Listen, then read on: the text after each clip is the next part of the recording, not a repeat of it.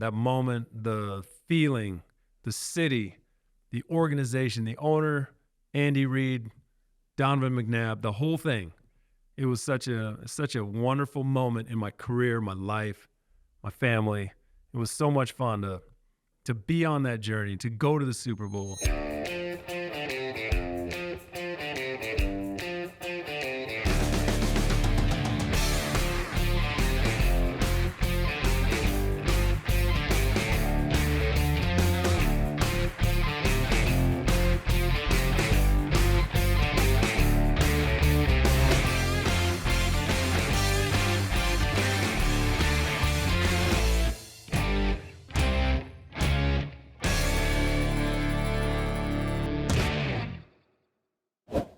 My name's Mike Lacey, and I'm excited today to have Chad Lewis here with us. Chad, as I was recalling all the times that I've watched you, paid attention to the things that you're involved in, and then just read about your past and history and even seen more, it's fascinating. We were just having a lively discussion about courage and fear, and I was saying I want to tease Chad because we need to draw some passion out of him.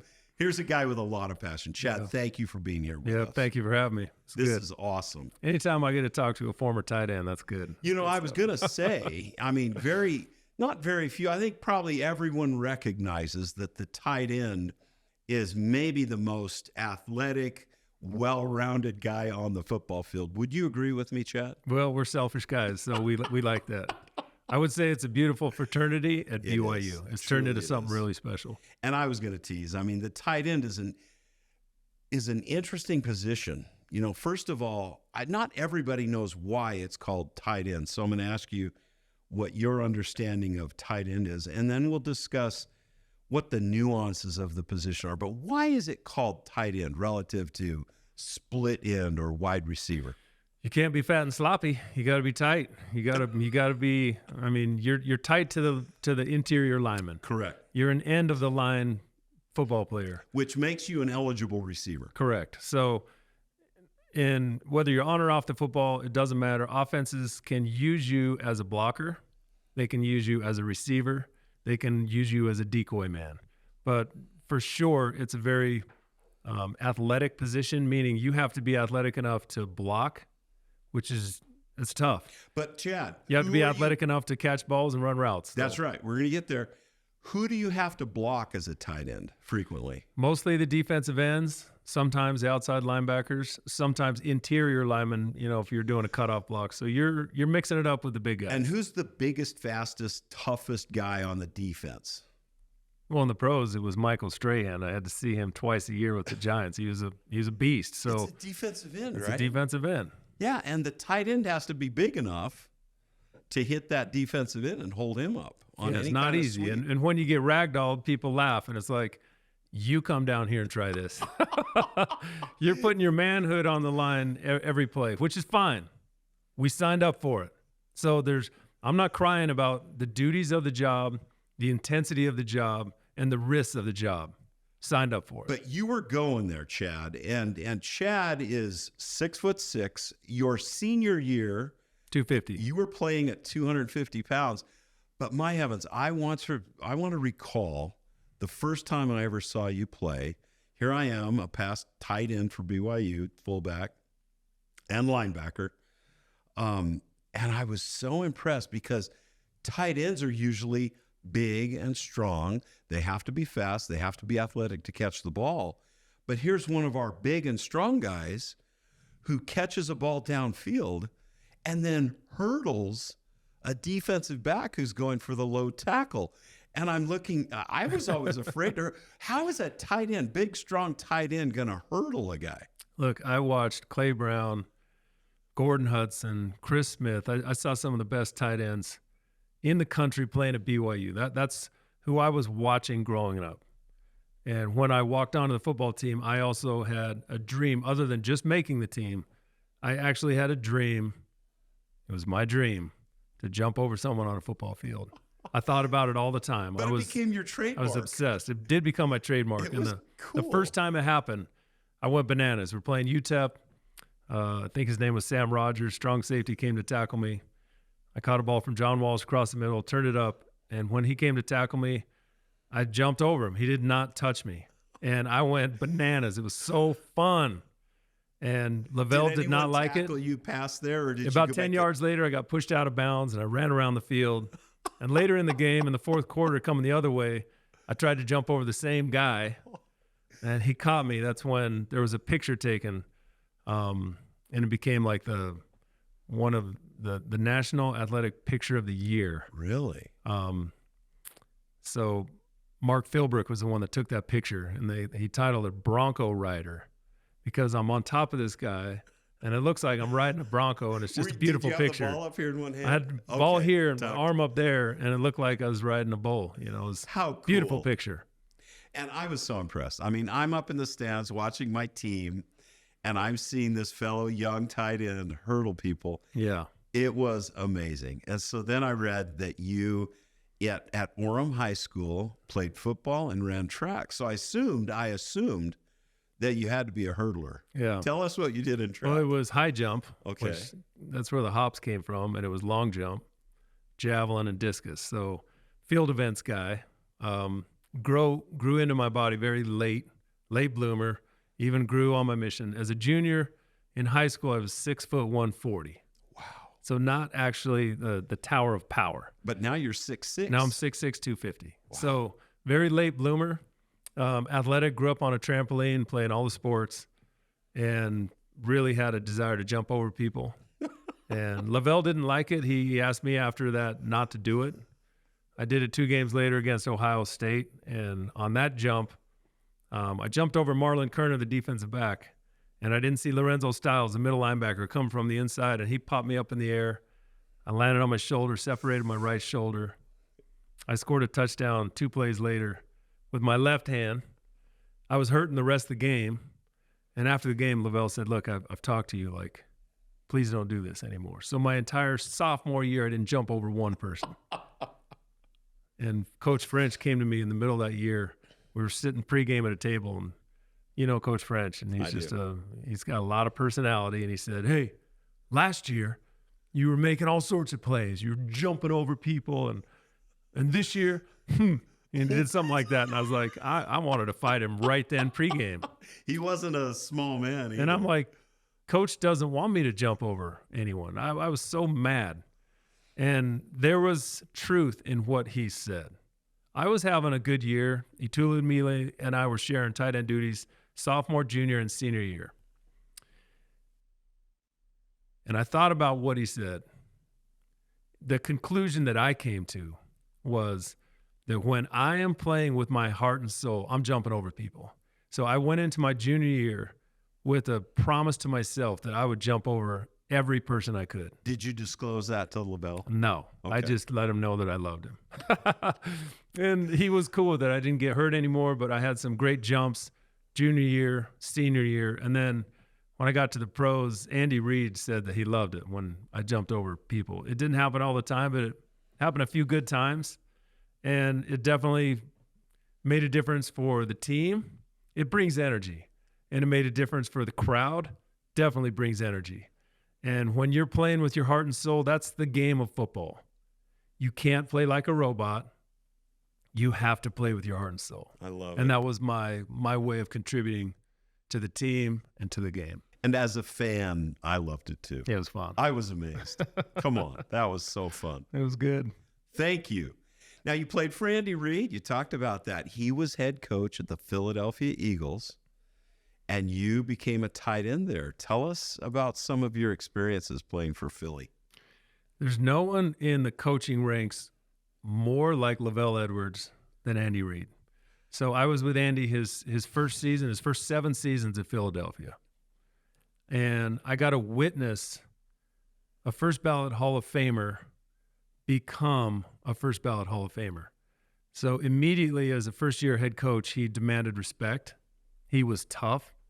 He was funny. He was very smart. He connects with you. He connects with every player. Yeah. And he does it in his way. He does. He's part of it is, hey, I'm the head coach. Part of it is, aw shucks. Part of it is, hey, I'm a lineman. I know what I'm talking about. he has all these ways to connect with players. Yeah. He never forgets But he that does he was a intellectually. player. That's true. I don't know. We could go so far. And he's the most aggressive coach in the game. He coaches with his foot on the gas. He does. So now, he had Donovan McNabb, he had Michael Vick, he had Alex Smith, he's got Patrick Mahomes now. Mahomes. With each of those quarterbacks, it's the same. Foot on the gas. Here's the offense. I'm going to give you a lot of room to, let your personality show on the field, make decisions, and cut it loose. And he coaches in a liberating way where you want to run through a brick wall for him. Really? He loves you personally. And he tells every football team he's ever coached at the first of the year, I want you to be cool to people. Everyone in the locker room, janitors, equipment managers, strength trainers, people in the cafeteria. If you can't be cool to all those people, you have to go to another organization.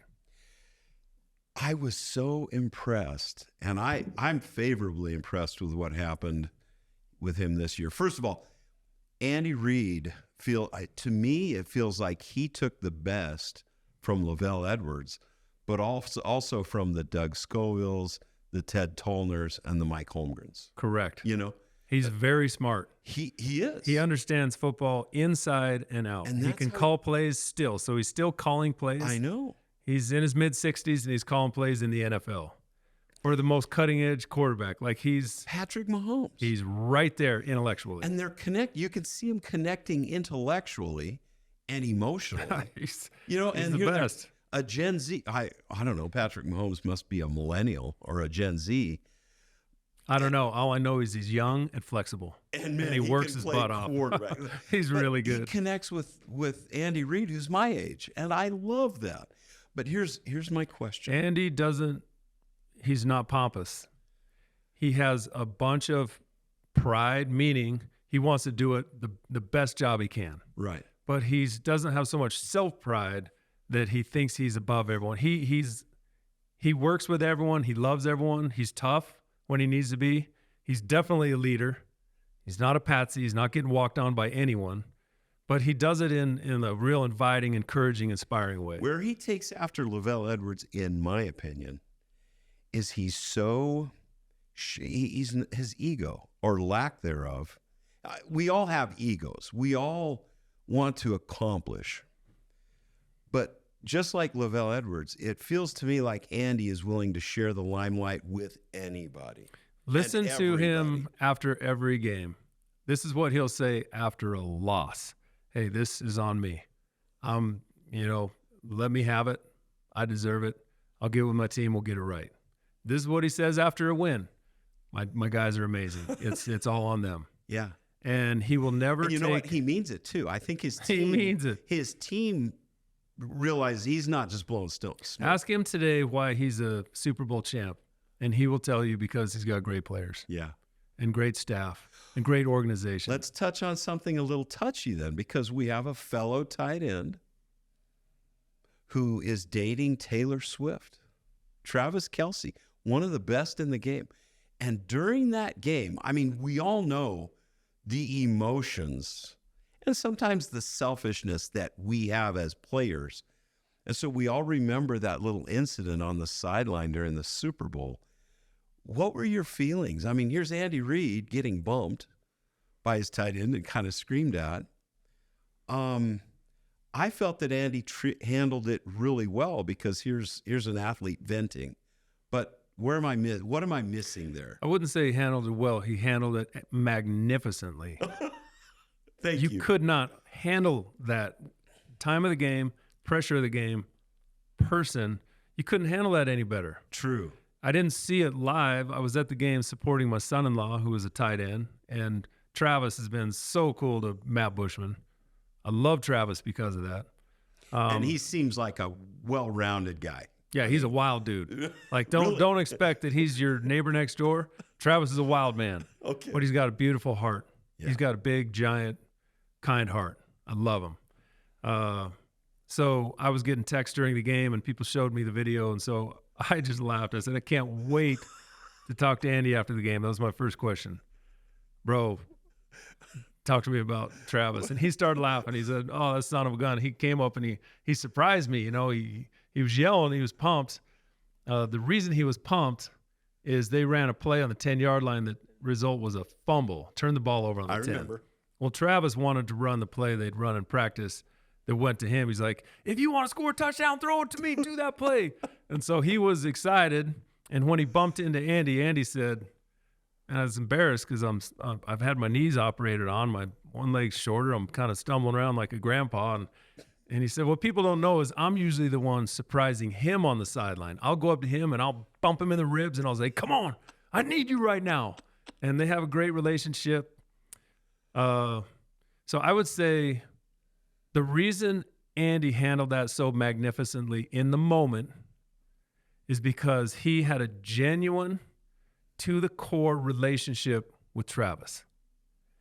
And they'd been through enough battles through the years. There was a love there.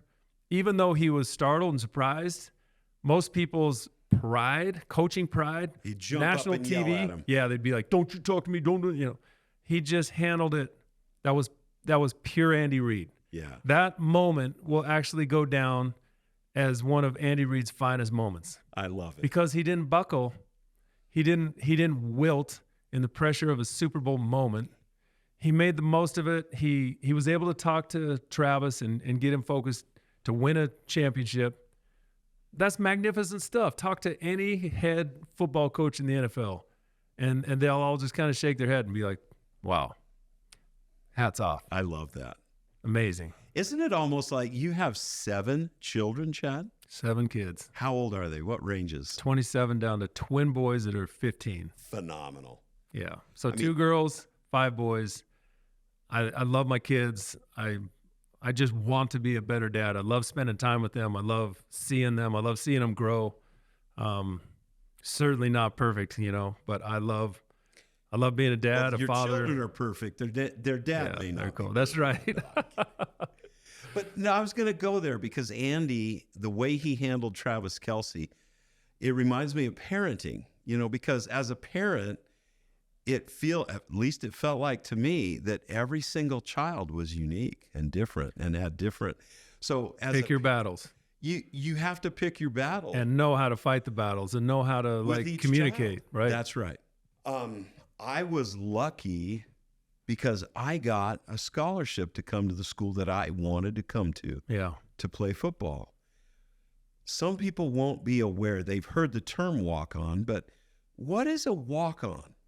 A walk-on is a football player, anyone in sports, who goes to try out for a team without a scholarship. No grant and aid money. They're talking with a coach who allows them to come onto the team, practice and perform.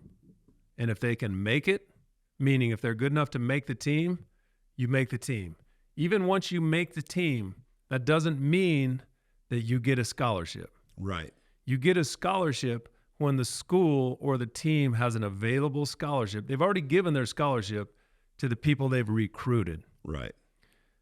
There's not a basket of scholarships and money over there waiting to hand to a walk-on.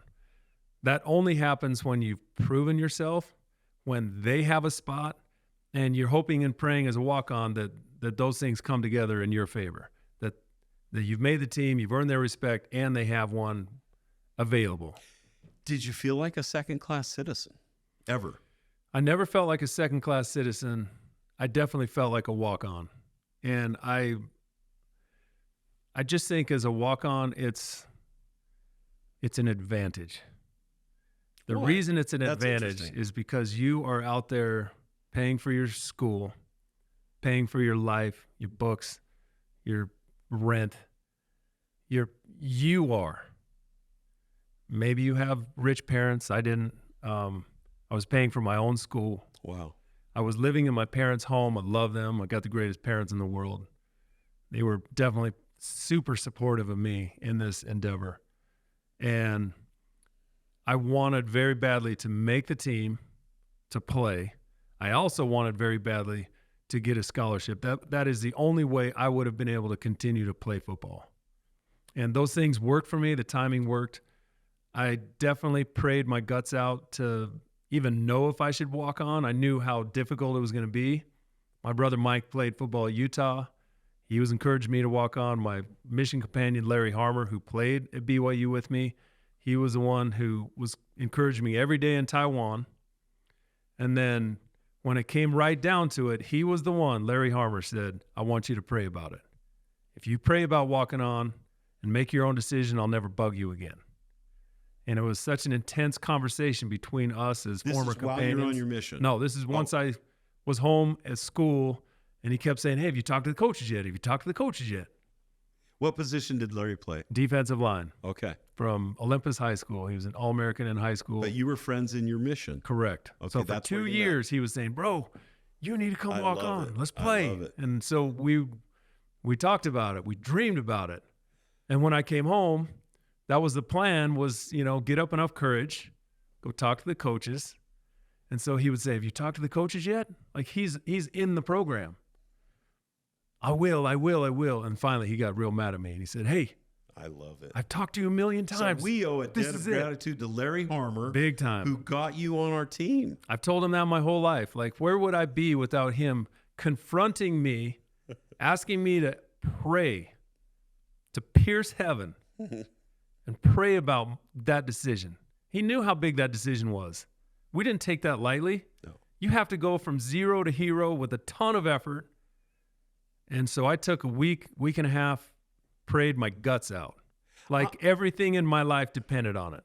And I want to say to who is watching, to go from, were you your sophomore year, 6 foot 140, or junior? My junior year in high school. Junior year in high school, 6 foot tall, 140 pounds, to becoming several years later after your mission, now you're 6'6", and you're at 205, you're, I think, freshman or sophomore year, up to 250, so you're tall enough, big enough to be an NFL tight end, and then you start in the NFL. That is... It's unlikely. What did you say, 0 to champion? You got to go to 0 to hero really quick. I love it. Yeah. And Chad, you did. And when you think about the power of prayer, and directing your life and friendships, Larry Harmer, and others, I'm sure, your parents, what a phenomenal story. Thank you. And if you think about the message that President Jeffrey R. Holland just shared at conference about prayer, he talked about it in an urgency that was completely understood. And he also shared it in a humility, inviting us, please connect with God. Please pray so that you don't have any regrets when you get there. And build that relationship. Pray out loud. When you can't pray out loud, pray silently. But his message on prayer, I think when I think about walking on, when I was praying, like everything depended on that. That's, to me, that's prayer. But what an analogy or metaphor for life. Because in life, we're all walkouts pretty much. And that's what I learned through football. Even the All-American 5-star athletes who get a full scholarship, you have to prove it every day. You might have been sweet in high school, but you're not in high school anymore.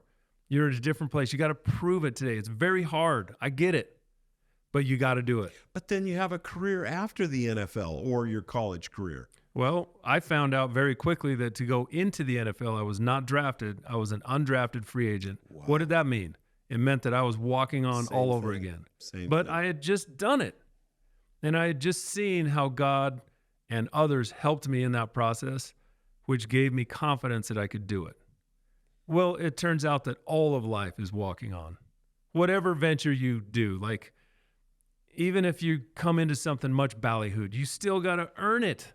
It's true. And life is difficult. You have to put your effort into it. Right. You have to put your effort into it. Now, fast forward, you're essentially walking on an undrafted free agent in the NFL. You're playing for Andy Reid, and all of a sudden the Philadelphia Eagles are in the NFC Championship game. Do you have any memories of that game? Oh man, that was good stuff. I mean, this was the 4th NFC Championship game in a row. So we got beat by the St. Louis Rams. We got beat by the Tampa Bay Buccaneers. We got beat by the Carolina Panthers. And then we play the Atlanta Falcons at home. We beat them to go to the Super Bowl. That game, that moment, the feeling, the city, the organization, the owner, Andy Reid, Donovan McNabb, the whole thing. It was such a wonderful moment in my career, my life, my family. It was so much fun to be on that journey, to go to the Super Bowl, to have a small part in our team getting to the Super Bowl. The whole thing was very sweet. I'm extremely grateful for the whole thing. But you made the catch to win the game with 3 minutes to go. I mean, how can you go from 6'1", 140, your junior year in high school, to catching the NFC Championship catch? And I love it, Chad. What a wonderful story. Well, the catch sealed the victory for sure. I had a touchdown earlier in the game that was probably more critical to like winning the game.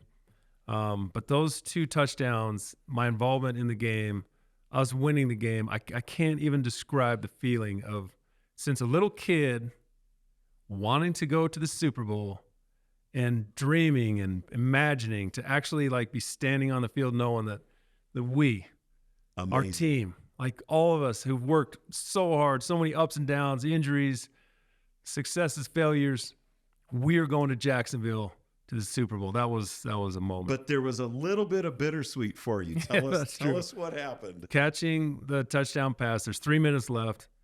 We did a play action pass where Donovan, faked the run, rolled out to the right. I faked the run, faked a block, and then ran to the corner. He threw me a pass. To turn to catch the pass and catch the touchdown, I tore the Liz Frank ligament in my left foot. Did you feel it immediately? I felt something explode. It was like there was a sniper up in the top of the stadium, and he got me. And as I'm falling to the ground. Before you caught the ball or as you caught the ball? As you caught the ball. So as I'm catching the ball, it's going. And as I'm falling, my world stands still. This moment of catching the ball and falling took an hour. So my life flashes before my eyes. Feelings flash before my eyes. I have a sense right then that we are going to the Super Bowl and that I am not going to be able to play. And I couldn't figure out exactly what happened, how it happened. It was, football happens too fast. I had to see the replay afterwards to realize my foot was, getting twisted and then jacked. And I also had a divine moment of peace that the night before my dad gave me a blessing because I had an injured tricep and my brothers were there. While I'm on the ground, I have an absolute divine moment that everything is going to be okay. That feeling was immediately inside of me. And it was remarkable. I stood up. LJ Smith, another tight end, helped me stand up. And I said, LJ, I just broke my foot. He was like, what? And then I limped over because I'm the wing for the extra point. So I tried to squat down in my wing position. I couldn't squat down. It hurt my foot so bad. So I called a timeout. And Andy on the sideline is looking at me like, bro, what are you doing? Who calls a timeout on an extra point? Timeout on an extra point. So I kind of limp over to him and I said, Andy, I just broke my foot. And he's like, what? I said, yeah, I heard it pop. And he was like, crap. I mean, we had a great relationship. We're going to the Super Bowl. Yeah. I want to get the audio of the sideline from NFL Films, for that exchange. It was a tough moment. I love that. Have you not? I need to ask him. I need to get it. My editor, Eli, is connected with the NFL through the Seattle Seahawks. I think that we can, maybe we can help. I don't know. 3-minute mark, NFC Championship game, January 23rd, 2005. Let's get the Chad. But bittersweet. Bittersweet. What a wonderful thing. Your relationship with Andy Reid. I love this. Thank you so much. You served a mission in Taiwan. And as an economic advisor, as a portfolio manager in my career before I retired several years ago, I was so involved in the investment world. And China, of course, Taiwan particularly, but China has been dominating in many economic factors. Taiwan is such an important part of our free world enterprise. And you were a missionary there. And then I know or read about your being an emissary, not only for the NFL, but also for the church. So tell us a little bit about your experiences, maybe not as a missionary, but afterwards, Right. representing the NFL and the church. And then we can talk about current world events a little bit, maybe, if you're interested. My mission to Taiwan changed my life, changed Really? the absolute trajectory of my life. And does Taiwan speak Mandarin? Or speak Mandarin. Okay. Right. Okay. So my mission president, Kent Watson, and Tim Stratford, they changed my life. My mission companions, Larry Harmer, Rob Lamb, Scott Hardy, these amazing guys, they changed my life. So I came home a different human being with a different motivation for life, a different dream for my own life, a capacity, confidence, and then obviously the ability to speak Chinese. Can I interrupt you for a second? Yeah. What you're talking about right now is interesting because so many times in the NBA and the NFL, a lot of times the excuses or justifications for why the guys don't make it from BYU is because they served a mission, so they're too old. You, in fact, were an undrafted free agent, maybe because of that. I don't play college football without going on a mission. Agreed. I certainly don't play pro football without serving a mission. Good for you. So my mission gave me an opportunity to be there. to do that. Yeah. Okay, so you're talking to all these friends. You learn your life is changed. Totally changed. Okay, keep going. So, I interrupted you. I'm now in the NFL, and the NFL comes and says, you're the only person in the NFL that speaks Mandarin. We'd love to have you go to Asia, go to China, and do a goodwill tour. We have, relationships with ESPN Star that, we'd love to send you over there. Would you be willing to go? I was like, are you kidding? Let's go. Let's do this. And so I had an opportunity to be an ambassador for the NFL for several years. So that included multiple trips to China, South Korea, Africa, Thailand, Singapore, Taiwan. And I was able to share my love for football in the Chinese language and other places. My bishop in New Jersey, Philadelphia, was Vaisika Hema, who played for the Eagles, played for BYU, now is a general authority. At the time, he was my bishop. He went on assignment with NBC 10 Sports Philadelphia to Germany, where Elder L. Tom Perry of the Quorum of the 12s was living for a year. Showed him a clip of me doing something with the Chinese people, being an ambassador. And he said that Elder Perry stopped the clip and he said, you go home and you tell Chad that the reason that he's playing in the NFL is to help open the doors of the gospel in China. Really? That's the reason. And so we had a blast. Vi shares that story with me, and I always thought about it. I always thought, wow, what a remarkable thing for him to say.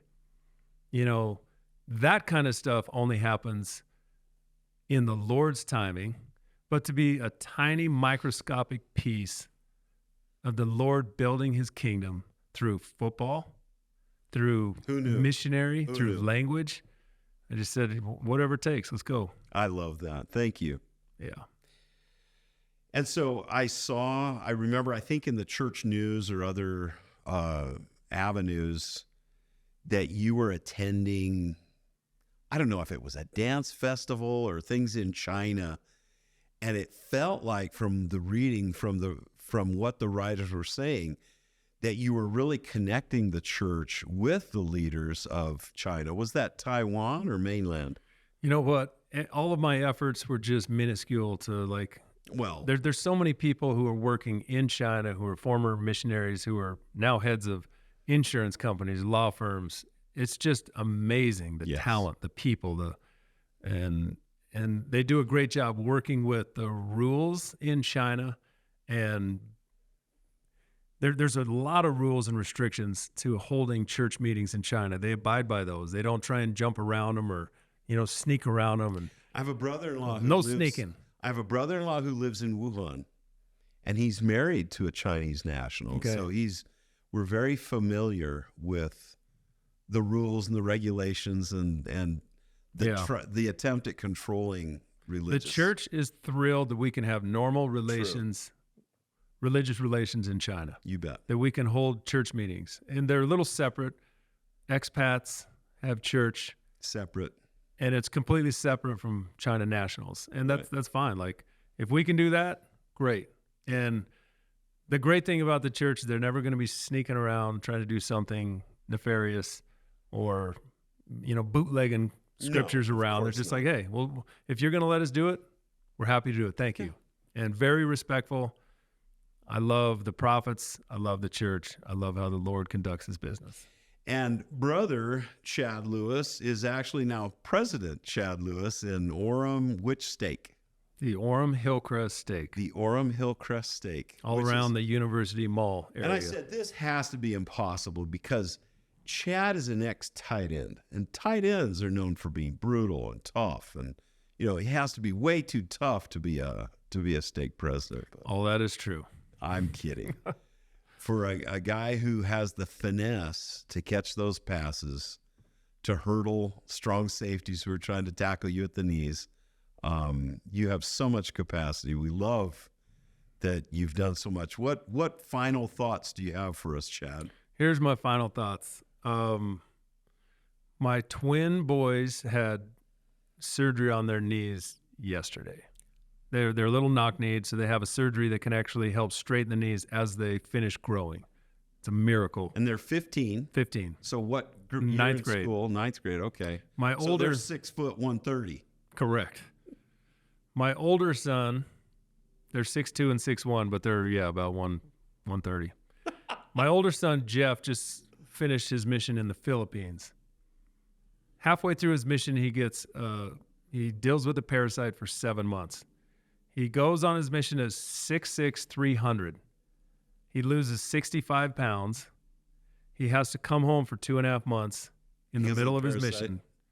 And while he's home, my wife says to the infectious disease specialist, I would like him to get a colonoscopy to check in his pipes, make sure he's good. And they said, that's overkill. He doesn't need that. She said, let's do it. They go in, and the surgeon finds a massive polyp that tested precancerous. He said that would have turned into stage 4 colon cancer in 5 years. He would have been a goner. Colon cancer is a silent killer because you don't know you have it until symptoms show up and it's too late.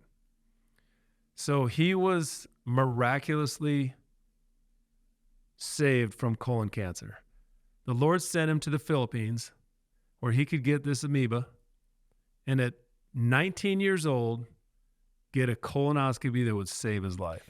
So tender mercies come sometimes in the form of what seems like adversity. Major adversity. Unbelievable. Major challenges. We're fasting. We're praying for him to get better. And it was actually him getting sick enough that allowed him to be saved. So here's what I want to finish with. God is in the very details of our lives. The goods, the bads, the unbelievable disappointments.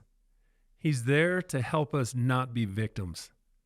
He's there in the middle of disappointments to find out reasons to be grateful for him, for everything around us, to search for gratitude. That's hard doctrine. He's also there with us in our greatest successes to remind us he's blessing us. So that is the message, that our Father in heaven is actually in the very details of our lives. He's with us. He loves us. And he probably wants us to know that more than anything else. I wish we could get more passion and desire out of Brother Lewis, but seriously, thank you so much. Thank you. You are speaking the truth. We've learned today. And thank you for sharing your stories of Beyond the Game. Thank you very much, Chad. You're welcome. Thanks so much. That was amazing.